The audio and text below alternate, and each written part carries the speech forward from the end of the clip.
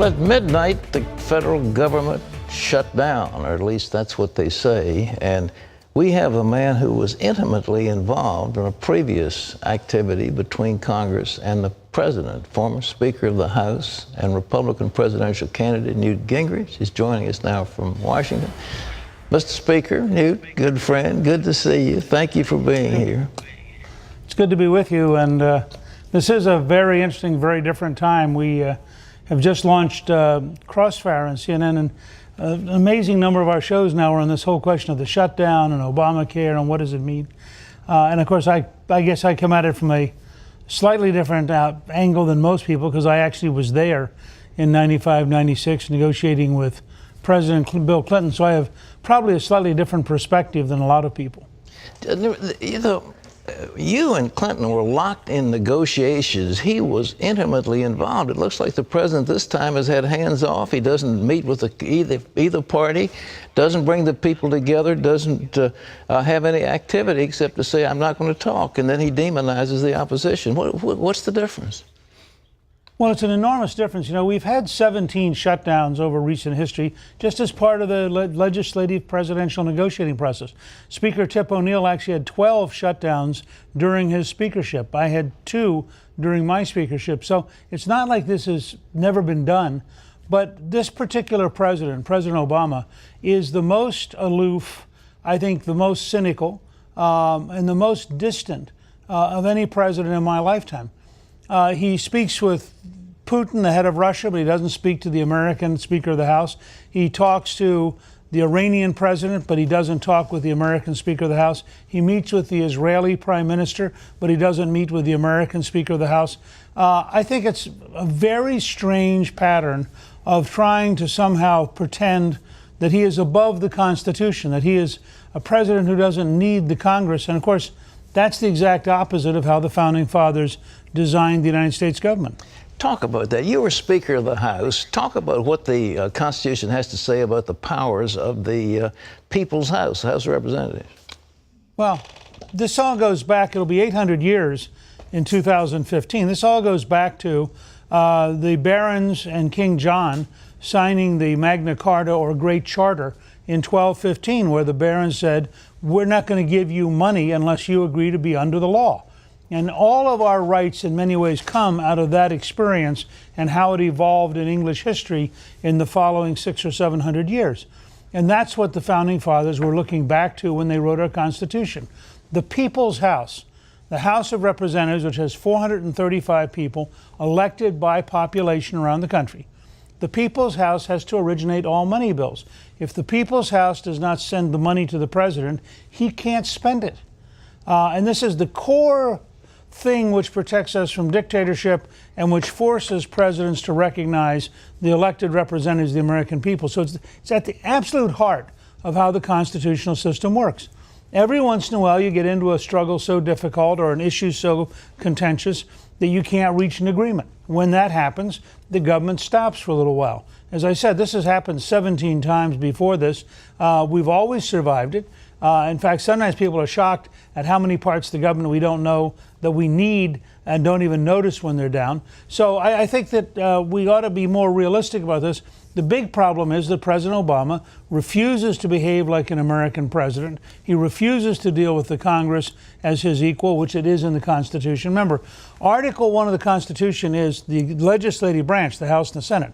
Article 2 is the executive, and Article 3 are the judges. So the Founding Fathers deliberately put the legislature first, and this president puts himself above the Constitution, and that's very dangerous for our freedoms. What about, you talk about the People's House, what about Harry Reid? I mean, he acts like the Senate is supposed to control things and the House should be a lapdog of the Senate.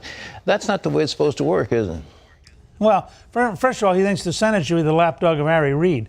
I have never seen a Senate Majority Leader as abrasive, as arrogant, and candidly, as dishonest about the process. I mean, he knows, for example, that if he allowed the tax on medical devices, which is a tax on our health care, a tax on jobs, and a tax on innovation, if he allowed that tax to come up for repeal, it would pass the Senate by a huge margin. He knows that if he allowed the Keystone Pipeline to come up, it would pass by a huge margin. So he's using his power to block popular issues from reaching the floor of the Senate, where he knows that a number of Democrats would join the Republicans and help do it. You have people like Senator Manchin, a conservative Democrat from West Virginia, who has said openly he thinks Obamacare is a disaster. Harry Reid can't give him an open, fair vote, or in fact, that would be part of eroding the whole Obamacare issue before it ever gets off the ground. So Reid is serving as sort of he is the anvil and the president's the hammer, and their goal is to catch the Republicans between the two of them. You can't run the United States with that kind of an attitude, and Reid is going to have to change his attitude, or this is going to get to be a big mess. Well, the big mess will come up in this business of raising the debt ceiling. That's coming up in just a few weeks. How's that going to come out? Well, that's part of why I wrote a op-ed yesterday at CNN.com, in which I said the Republicans have to hang tough. The House Republicans absolutely have to hold out on this, because Obama's got to learn that he has to negotiate. I mean, for the House Republicans to cave after this much effort would be a terrible lesson for the country to teach this president that he's above the law, that he can make demands, that he doesn't have to negotiate, he's not part of the process. It would also set a stage for Obama and Reid to assume that the Republicans will cave in the debt ceiling. The debt ceiling is much more dangerous than the government is something that you negotiate with, because if we actually did breach the debt ceiling and actually did repudiate our debt, the effects would be horrendous. So I think you've got to look at this first fight is very important to set the stage for a negotiation on the debt ceiling.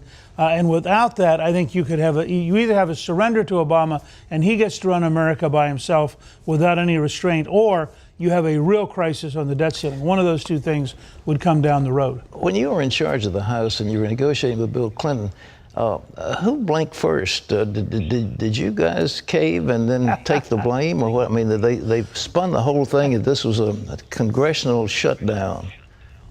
Well, look, there's a new article that came out today from Gallup that reinforces something which Nate Silver of the New York Times wrote 2 or 3 days ago. There is no evidence in polling data that, in fact, the shutdown hurt the Republican Party. None. This is a Washington mythology.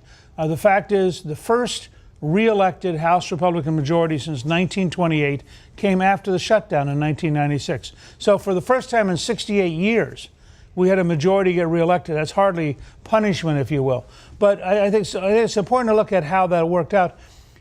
The big difference was that Bill Clinton and I were able to compartmentalize what we were doing. So we could attack each other at press conferences in the morning and negotiate in the afternoon. We talked almost every day. We didn't talk every day. I think we took Sundays off. But we talked almost every day during the two shutdowns. And the result was you can, as you know, you learn things over time in conversation. You get to feel the other person's concerns. You tell each other stories. You get some communication that doesn't occur in the first hour. But we met for, I think, 35 days in negotiating, and the result was welfare reform, the first tax cut in 17 years, and the only 4 balanced budgets in a row that we've had in your lifetime. And it was our ability between President Clinton and the House Republicans to work together and sort this out. Even while we were fighting, we were able to talk. I sensed no conversation between President Obama and the Congressional Republicans, and I think that is just an enormous mistake and, frankly, a tragedy for the country. You want to prognosticate? Where is this going to take us? I don't know that I know enough to prognosticate, as you put it. I believe that it's actually healthy for the country to understand that President Obama has to operate within the law, that he is not above the law. I believe if you look at the erosion of his support and the erosion of his approval, this petulant saying, I will not negotiate, I think is actually ultimately educating the country about this guy's personality. I believe people over time are going to look back and say that this was a very important moment, and that the Republicans slowly, gradually learned a number of things about how to govern when faced with a hostile president. And I think this could, in fact, be a very creative period in the next 2 or 3 weeks. Are you going to try it again? I don't know. We still have a pretty large debt. Calista has a great new book coming out called Yankee Doodle Dandy for 48-year-olds about the American Revolution with Ellis the Elephant. I have a book coming out in November called Breakout about how America could go back to being the most dynamic country in the world. So we're managing to stay with those plus Crossfire. I'm managing to stay pretty busy without running for president. So I don't know, but I'll talk to you about that. Say in 2015, we'll come back and revisit we'll that. let you announce right here on this platform. I'll give it to you. Okay.